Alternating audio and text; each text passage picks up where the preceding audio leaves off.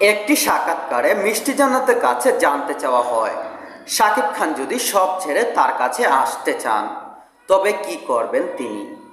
জবাবে এ নায়িকা বলেন, যদি সে শুধু তার দুই ওয়াইফকে নিয়ে থাকে বা তাদের ডিভোর্স দেন সেটা তো না, তার তো অনেক অনেক গার্লফ্রেন্ড থাকে। সো ওইটা আগে বন্ধ করতে হবে। শুধু তাই নয়, এ সাক্ষাৎকারে শাকিব খানকে সরাসরি খেত বলে মন্তব্য করেন মিষ্টি জান্নাত। দেশের শীর্ষ তিনজন স্টাইলিশ নায়কের নাম জানতে চাওয়া হলে মিষ্টি জান্নাত বলেন, হিরো হুম, শাকিব খান এক নম্বরে। এটা এখন, ও স্টাইলিশ ছিল না আগে, আগে খেত ছিল। Sorry to say Shakib.